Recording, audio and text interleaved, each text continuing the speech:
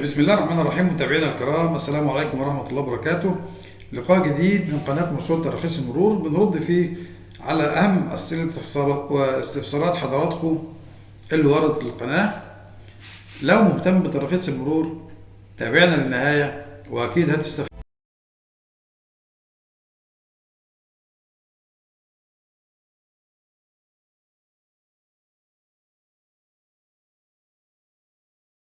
يوسف عيد بيسأل دلوقتي: أنا عندي عربية ربع نقل، العربية كانت مرخصة في المرور باسم والدي خد تسريع مؤقت ب3 شهور للمؤسسة والضرايب وما جددش الترخيص بعد كده وتوفاه الله. الكلام ده من حوالي سنة ونص، علما بأن التسريح دوت مسحوب وبالتالي الرخصة منتهية. فإيه الإجراءات اللي نعملها عشان نرخص باسم الورثة بالتفصيل؟ فبنقول دلوقتي في وفاة، يبقى أول حاجة بتعملها حضرتك بتعمل إعلام وراثة. إعلام وراثة دوت بيبقى موضح فيه جميع الورثة ونصيب كل منهم، ولو في قصر بتعمل حاجة اسمها قرار وصاية، والنيابة الحزبية بتختار حد يكون واصي على الأسر لحين بلوغ سن الرشد لإدارة أموالهم لحد ما يتم 21 سنة اللي هو سن الرشد في القانون المصري. يبقى عملت إعلام الوراثة. في أسر يبقى عملت قرار وصاية. ايه الإجراء اللي هتعمله عشان ترخص باسم الورثة؟ أول حاجة بتعملها معاك إعلام الوراثة، معاك وصل السحب بتاع الرخصة أو التسريح المسحوب، بتروح المرور معاك توكيلات من الورثة، تخلي إخواتك أو باقي الورثة المذكورين بإعلام الوراثة يعملوا لك توكيل بإدارة السيارات ماركة كذا موديل كذا على حسب نوع وماركة العربية بتاعتك. بتروح المرور معاك إعلام الوراثة وقرار الوصاية زي ما قلنا، معاك التوكيلات من باقي الورثة، معاك صور بطايق الورثة، وبتطلب شهادة بيانات للتأمينات والضرائب. عملت شهادة البيانات طبعا موجه فيها أو موجهة للتأمينات والضرائب، مدون بيها بيانات العربية، الماركة، الموديل، الشاسيه، الموتور، مدون بيها اسم المالك اللي هو المرحوم مالك السيارة السابق اللي هو والد حضرتك. بتروح تسدد التأمينات، بتقدم أو بتاخد معاك صورة من شهادة الوفاة وصورة من إعلام الوراثة وتقدمهم في التأمينات.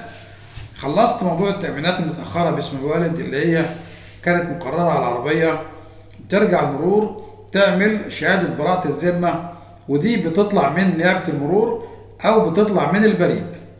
خلصت شهادة المخالفات، بيجي بعد كده مرحلة الفحص الفني، بتقدم العربية للفحص الفني. وبما ان هي عربية نقل يبقى اول حاجة بتعملها بتوزن العربية الاول، نشوف الوزن بتاع العربية قد ايه، لان الوزن دوت اللي بيتحدد عليه قيمة الضريبة اللي بتدفعها في المرور، واللي بتحدد زي ما قلنا العربيات النقل على اساس الوزن.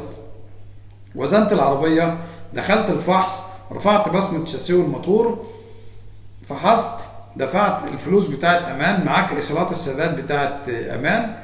خلصت اجراءات الفحص، بتسجل الفحص باسم الورثه وتطلع على الشباك. بعد كده تكمل اجراءات الترخيص. طب ايه هي اجراءات الترخيص اللي اعملها باسم الورثه؟ طبعا بتجيب نموذج 251 مرور وصور بطايق الورثه وصوره من اعلام الوراثه، صوره من قرار الوصايه لو في اسر، وبتعمل حاجة اسمها إقرار مسؤولية. إقرار المسؤولية دهوت بتمضي عنك أو بصفتك أحد الورثة وبصفتك وكيل عن باقي الورثة بموجب التوكيل اللي مع حضرتك. عملت إقرار المسؤولية، بتسلم كل الورق على الشباك اللي هو إيه؟ اللي هو وصل السحب بتاع الرخصة المسحوبة القديمة والتسريح المسحوب. وبما إن الرخصة مسحوبة أو التسريح مسحوب يبقى هيطلع أو هيرجع للمرور أو وحدة المرور الصادر منه. يبقى التسريح المسحوب بيبقى في ملف اللي مع حضرتك ده وصل السحب اللي كان الوالد الله يرحمه كان واخده من الضابط لما التسريح اتسحب. يبقى هسلم أصل إيصال السحب، الموظف هيطلع الرخصة أو التسريح المسحوب يحطه في ملف العربية، معاك صور إعلام الوراثة وقرار الوصاية، معاك نموذج 251 مرور، معاك الفحص الفني، معاك شهادة براءة الذمة، معاك التأمينات والضرائب القديمة اللي كانت باسم الوالد رحمة الله عليه. بتسلم الحاجات دي كلها، وزي ما قلنا بتعمل إقرار المسؤولية، وتدفع ضرائب ورسوم مرور متاخره. طب انا هدفع ضرائب ورسوم مرور كتير؟ المقرر قانونا ان حضرتك طالما في وفاه او المالك توفاه الله، يبقى المفروض حضرتك هتنقل الملكيه باسم الورثه في خلال قد ايه؟ في خلال 6 شهور من تاريخ الوفاه. بما ان العربيه ملغاه او منتهي ترخيصها او الضريبه بتاعتها منهيه، يبقى هتدفع ضريبه جديده للترخيص. طب هدفع كام ضريبه؟ هتدفع ضريبتين اتنين. الضريبه الاولانيه عشان حضرتك ما نقلتش الترخيص باسم الورثه في خلال ال6 شهور من تاريخ الوفاه، لان في السؤال حضرتك بتقول عدى على الوفاه اكتر من سنه ونص، يبقى الضريبه الاولانيه هتدفعها عشان ما رحتش في المواعيد المقرره للترخيص باسم الورثه، والضريبه الثانيه هتدفعها للترخيص. هتدفع ضريبه، تدفع بوليس التامين. طيب المرور هيديني رخصه ولا تسريح؟ التأمينات القديمة اللي كانت مسجلة أو مدفوعة على العربية كانت باسم الوالد ده رحمة الله عليه. الترخيص الجديد هيطلع باسم الورثة، تمام؟ وبالتالي هتحتاج تفتح ملف التأمينات والضرائب باسم الورثة من تاني. يبقى المرور هيديلك تسريح مؤقت لمدة 3 شهور لحد ما تساوي التأمينات والضرائب باسم الورثة. طيب الرخصة والتسريح هيطلع باسم مين؟ التسريح هيطلع باسم ورثة المرحوم فلان الفلاني حيازة فلان اللي هو حضرتك كمدير مسؤول عن العربية. طيب التسريح ده بيكون بمدة كبيرة ولا بقد ايه بالظبط؟ زي ما قلنا التسريح بيكون لمدة 3 شهور من تاريخ الترخيص باسم الورثة. يبقى ال3 شهور دولت ليه؟ عشان في خلال ال3 شهور بساوي التأمينات والضرائب واطلع شهادة التأمينات والضرائب باسم الورثة. طيب اما اجي اسدد التأمينات والضرائب باسم الورثة هحتاج تاني شهادة بيانات من المرور؟ اكيد هتحتاج شهادة بيانات من المرور موجهة للتأمينات والضرائب، وزي ما قلنا بيكون مبين او موضح فيها جميع بيانات المركبة وتاريخ الترخيص باسم الورثة ونقل الملكية باسم الورثة.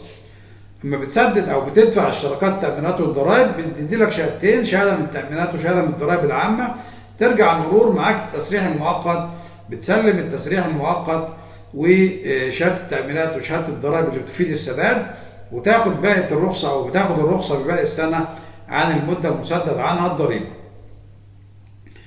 لو عندك مشكله في تراخيص المرور وعاوز تعرف حلها، تابعنا على قناه موسوعه تراخيص المرور إيهاب عطيه واكيد هتستفيد.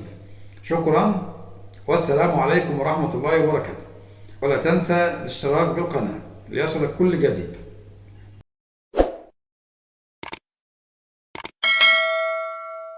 السلام عليكم. لا تنسوا الاعجاب بالفيديو والاشتراك في القناة تشجيعا لنا لنستمر بنشر المزيد إن شاء الله.